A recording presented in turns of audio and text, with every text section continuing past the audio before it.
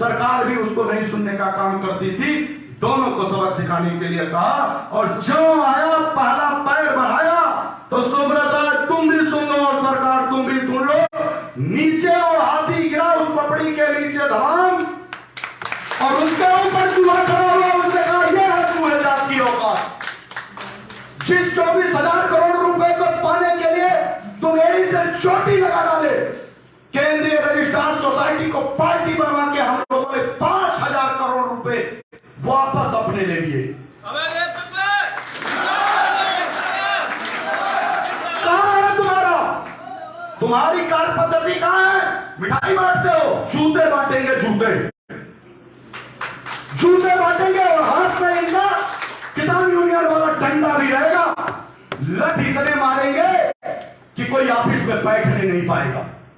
पैसा केंद्रीय registrar society के कार्यालय से होते हुए सीधे आपके खाते में जाएगा। सीधे लिखा सुप्रीम कोर्ट ने, सारा इज क्लोज। जजमेंट आएगा, पढ़ लीजिएगा। और सीधे कहा कि एक एक निवेशकों का खाते का पैसा सीधे सीआरसी के माध्यम से सीधे उसके हाथ में जाएगा। कोई बिचौलिया नहीं होगा। बस उस सुब्रत राय प्रबंधन तंत्र को अपनी एक्चुअल डाटा वापस देना होगा जो उन्होंने रजिस्टर्ड करके रखा। लेंगे डाटा? नहीं तुम दोगे तो हम लेंगे डाटा। हम तैयारी कर रहे हैं, बना रहे हैं और सीआरसी के कैंप लगवा रहे हैं और उस डाटा के आधार पर सीआरसी को भेज रहे हैं कि ये हमारे हैं जिसको तुमने कहा कि मैंने इनका पैसा वापस कर दिया था, मेरी कोई देनदारी नहीं रह गई है। ये जो सड़कों पे घूम रहे हैं, सुप्रीम कोर्ट एक और मुकदमा तुम्हारे ऊपर रखेगी और तुमने उनके से झूठ एफिडेविट लगा के कहा कि देश का निवेशकों का पैसा हमने वापस कर दिया। अगर तुमने कर दिया था तो ये सड़क पे कौन घूम रहा है? ये बात भी हम सुप्रीम कोर्ट में बताएंगे। हम भी चल रहे हैं सुप्रीम कोर्ट में। आप लोग सोचते थे कि सहारा सेवी का केस लड़ रहा है, हमारा पैसे का भुगतान हो जाएगा, मौसेरे भाई लड़ेंगे और पैसा आपके घर में, आपके ससुराल में आ जाएगा। जब तक आपका कोई वकील साहब पक्ष ना हो, जब तक आप तीसरे थर्ड पार्टी के पक्ष में ना खड़े हो, सुप्रीम कोर्ट में जाके अब आप खुद अपनी जमाकर्ता अपनी जवाबदेही करके रहे कि अरे सरकार ये तो हुजूर पैसा मांग रहे थे, ये अपने लिए मांग रहे हैं, अपने लिए मांग रहे हैं, किनका है कि इनका है? पैसा तो मेरा है, मेरा भी पक्ष सुना जाए। अगर तुमने कर लिया होता तो देश में कईयों साल पहले पैसा आपके खाते में चला आया होता। नहीं कर पाए और हम नहीं कर पाएंगे कि हम सुप्रीम कोर्ट जाने की हैसियत में नहीं थे। लेकिन हम ये जानते थे हम बड़ी गलती कर रहे दिए थे। हमने सोचा था कि 12 लाख कार्यकर्ता और 13 करोड़ इन्वेस्टर, अमर देव जैसे लोगों की पैसे की क्या कमी। सुब्रत राय के पास अगर 1 रुपए भी हमारे देश के लोग अपने खातों में ईमानदारी के साथ डाल देंगे तो 1 रुपया डालेंगे तो 13 करोड़ रुपए से ज्यादा होगा और 2 डालेंगे 26 करोड़ होगा, 3 डालेंगे उसका खरीदना दूर कर लीजिए। और किसी भी सुब्रत राय के सक्षम वकील की हैसियत नहीं है जो ऑल इंडिया जन आंदोलन संघर्ष न्याय मोर्चा के सामने खड़ा होकर अपनी बात रखेगा। हमको नहीं मालूम था लेकिन फिर भी हमने हिम्मत नहीं हारी। हम विभिन्न भावों में चले, एक विषम परिस्थितियों में भी चले, बहुत सारे मुकदमे और बहुत सारे लोगों की उड़ाने भी सुने। ऑल इंडिया जन आंदोलन न्याय मोर्चा ने अपनी पूरी ईमानदारी और शिद्दत के साथ लड़ाई लड़के देश की सरकारों तक को झुकने पे बाध्य कर दिया। क्या 5,000 करोड़ से ही संतोष कर लेंगे आप? क्या यही 5,000 करोड़ चाहिए? हमने और हमारे संगठन के साथियों ने अपना फर्ज अदा किया। अब आपको अपने फर्ज अदा करने की बारी है। हमने जो जो काम वो करके दिखाया है। एक शब्द जब भी कहा कि हमने शुरू में कहा कि सीआरसी ही पैसा देगी और चढ़ताप चल के दे दिया सीआरसी ही पैसा देगी। हमने कहा सुब्रत राय गलत बोल रहा है, सुब्रत राय के लोग झूठ बोलते हैं, सहारा सेवी का कोई केस नहीं है, सहारा सेवी का कोई केस नहीं है। 272 पेज की कॉपी यहीं रखी हुई है, कोई नहीं है। उस सरकार में बैठे जिम्मेदार अधिकारी और नेताओं तक को उसने ब्रीफ करने का काम किया और हमने उनको दबाव देके कहने का काम किया कि अगर सदन में नहीं बोलोगे तो कुर्सी पे बैठने नहीं दूंगा। देश में हजारों लोगों ने विधायकों को घेरा, लाखों लोग उनके दरवाजे पे गए और सांसद और विधायक सदनों में ढूंढने के लिए मजबूर हो गए। हुआ कोई इतिहास में आज तक? आंदोलन ने जो कहा वो किया। आंदोलन ने अपना फर्ज पूरा किया। आंदोलन ने आपके चेहरे पे एक समय की खुशियां लाई जब आप मायूस होकर 3000 साथी अपने जीवन लीला समाप्त कर लिए थे। आज भी कह रहा है कि अगर इसी तरह अपने घरों में बैठे रहोगे तो निश्चित तौर पे लोगों के घर के सामने मौत के दरवाजे के एक जनाजे के रूप में दिखाई दोगे। कोई नहीं रोक पाएगा। यह भविष्यवाणी सुन लीजिए हमारी। मैं कहता हूं तो सच के सिवा कुछ नहीं कहता। और 40 दिन और 4 साल बाद वो हो जाता है और हुआ है। ध्यान रखिए, आपने पैसा दिया है, किसी तीसरे ने नहीं दिया। कहां गया कागज? आपने पैसा दिया है, किसी तीसरे ने पैसा नहीं दिया। बक्स एक्ट कानून को पूरी तरह से प्रचारित करके हुए आपको बीच में छोड़े जाता। बक्स एक्ट कानून की बात करते हैं ना, पढ़े लिखे लोग हम लोग भी हैं और संजोग से वकील साहब भी हैं। वकील साहब भी हैं। बक्स एक्ट कानून के बारे में अगर नहीं पढ़े होंगे तो फिर से किताब पढ़ लीजिएगा, राजा क्या लागू है। उसमें स्पष्ट रूप से कहा गया है, स्पष्ट रूप से इस बात को कहा गया है कि डिपॉजिट टेकर और डिपॉजिट टेकिंग। कोई भी कानून भारत के संविधान में बनता है तो सिर्फ गरीबों के लिए बनता है, जनता के लिए बनता है, किसी अमीरों और उद्योगपतियों के लिए नहीं बनता। और ये पूरा बक्स एक्ट कानून, मैंने इस बात हाथ उठाया कि इसमें कितने लोग जो जमा करता है या कार्य करता है। 90% से 99% जमा करता है, कार्य करता है। कान खोल के सुन लो, जेल की सलाखें तुम्हारा इंतजार करते हैं। कोई दुनिया की ताकत रोक नहीं पाई अगर आपने नीतिबद्ध तरीके से अपनी जिम्मेदारियों का पूर्ण निर्वहन नहीं किया। यह भारत सरकार का राजआज्ञा है। यह राजआज्ञा का पत्र है जो 2020 में प्रभावी हुआ है, जिसको बक्स एक्ट कानून कहते हैं। सिर्फ फर्क इतना है कि बक्स एक्ट कानून को गलत तरीके से पेश किया जा रहा है, जिसको अभय शुक्ला और ऑल इंडिया जन आंदोलन संघर्ष न्याय मोर्चा ने अपने बंद पिटारे में रख लिया था। क्योंकि हमने देश के 12 लाख कार्यकर्ताओं और 13 करोड़ इन्वेस्टरों के बीच में वर्ग संघर्ष ना हो, इसकी शपथ ली थी। देश में आपस में गृह युद्ध हो, इसके बारे में हम लोगों ने कभी नहीं सोचा।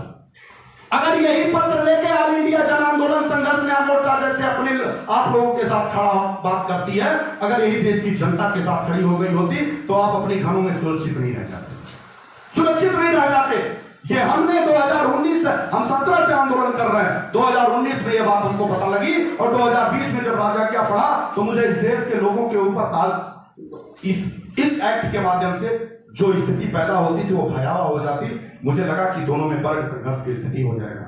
हम आपको आगे करने के लिए इस नाते कहा कि आप लीडर थे, आपने लीडिंग की है, आपने लोगों के घरों से पैसा लिया है। वही व्यक्ति पैसा ले सकता है जो ईमानदार होगा, वही व्यक्ति होगा जिसके अंदर कुछ खूबी होगी। आज आपके कार्यों और कार्य पद्धतियों के नाते देश में लोग आपको चोर और बेईमान कहने लगे। सामने मुंह नहीं दिखा पा रहे आप, कई लोग आत्महत्या कर रहे हैं। क्या इसी दिन के लिए आपने सहारा और सहारा प्रबंधन के साथ खड़े होकर अपनी बात कहने के लिए करता था कि छोटा सा घर बनाएंगे और परिवार सुखी रहेगा, हमारे भी आदमी 2 रुपए हैं, हमारे भी बेटे बच्चे परिवार के लोग सुखमय जीवन करेंगे। और जो मेरे रिश्तेदार और नातेदार हैं, जिन लोगों का पैसा, यहाँ तक कि साले और बहनोई से भी संबंध खत्म हो गया क्योंकि रिश्तेदारी नातेदारी में सबसे ज्यादा पैसा आपने लगाया। क्या बात करते हैं? कहां जाएंगे आप? जिस दिन ये घटना और जिस दिन ये घटनाक्रम आपके साथ होते हुए गुजरेगा और हाथ उठा देगी भारत की सरकार और सुब्रत राय ने उठा ही दिया, फिर आपके पास कौन सा रास्ता बचेगा? क्या आपके परिवार में बैठी बीवी और आपका बच्चा, आपका परिवार, आपका रिश्तेदार नातेदार आपको जीने देगा? क्या नहीं जीने देगा। ध्यान रखिएगा, क्योंकि पैसा एक ऐसा चीज है कि अगर कहीं गिर जाता है 2 रुपए भी तो उसको 10 बार खोजता है इंसान, 10 बार खोजता है। पुत्र मर जाता है 16 दिन बाद, 18 दिन बाद, 1 महीना बाद भूल जाता है, लेकिन पैसा जीवन में नहीं बोलता। पैसा जीवन में कुछ भी नहीं है, लेकिन पैसे के लिए 4 आने में कत्ल होते देखा है हमने, 4 आने के लिए कत्ल होते देखा है। ध्यान रखिएगा भाइयों, 3 लाख करोड़ की बात है। 3 लाख करोड़ में अगर आप सो गए तो ये राक्षस गर्भक्षी सबको मिल जाएगा। हम 5 करोड़ रुपए जीत के सांकेतिक बात सरकार को जीत चुकाए हैं और सुब्रत राय पे भी बातें पे पसीना लाए हैं कि पैसा तो तुमको तुम्हारी संपत्ति बेच के ले लूंगा, लेकिन उसमें साथ आपका चाहिए, साथ चाहिए। अगर आप साथ नहीं देंगे तो आप अपना भी नुकसान करेंगे और आने वाले भावी पीढ़ी का भी नुकसान कर जाएंगे। लोग आपके बच्चों तक को गाली देने का काम करेंगे कि ये चोर का बेटा है, बेईमान का बेटा है, और उससे भी लोग हिसाब मांगने का काम करेंगे। तो क्या चाहते हैं कि चोर बने रहे, बेईमान बने रहे, जो गलती हमने किया ही नहीं वो करते रहे कि बाहर भी निकलिए, आंदोलन को बड़ा करिए और देश की तंगी सरकार को झुका के देश के निवेशकों का पैसा लेने की जिम्मेदारी आपकी है। अगर आप निकलेंगे तो आपका कार्यकर्ता जमा करता आपके साथ निकलने पर विवश हो जाएगा। मैं कहां खोजूंगा 1,40,000 करोड़ रुपए 140 करोड़ लोगों में? आप खोज सकते थे, हमको खोजते खोजते यहां आने में इतना दिन लगा है। अगर आपने ये काम किया होगा तो 4 साल से हम लोग एक साथ जुड़े हुए हैं।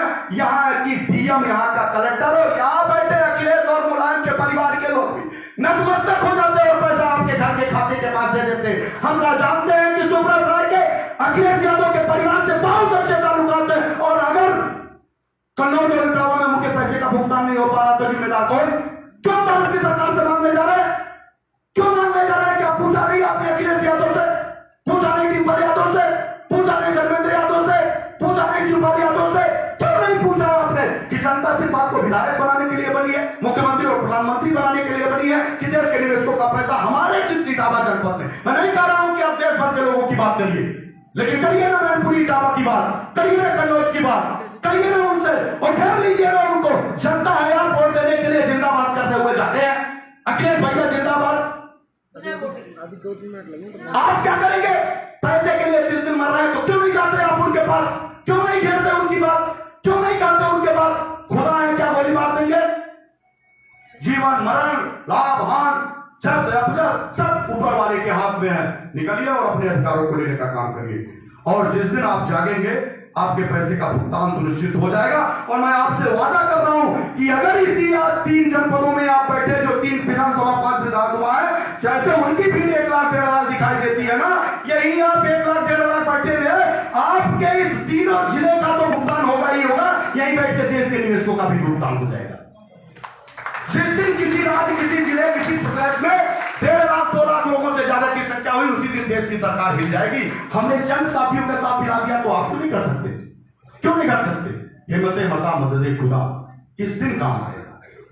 तो निकलिए और युद्ध की तैयारी करिए। हम सभी साथी विधानसभा घेराव की तैयारी कर रहे हैं। कौन कौन सा? नहीं, शपथ लेना होगा। शपथ पे हाथ पीछे। डरते हैं क्या योगी आदित्यनाथ के बुलडोजर से? नहीं डरते हम अपराधी थोड़ी है कि हमको बुलडोजर के अपने भय हो गए। डरते हैं क्या? डरते हैं क्या?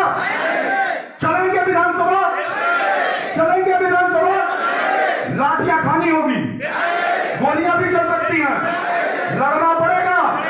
यह भी जानिए हम भारत के संवैधानिक व्यवस्था से इधर होके नहीं जाएंगे। यह भी जानिए हम पूर्ण संवैधानिक व्यवस्थाओं के साथ जाएंगे और भारत की सरकार को वहीं से बताएंगे और योगी आदित्यनाथ से कहेंगे कि वो जो सारा सार है उनकी सारी प्रॉपर्टियां लेकर हम पे बुलडोजर चलाओ और नहीं चलाओगे तो सत्ता छोड़ देना पड़ेगा। तैयारी है?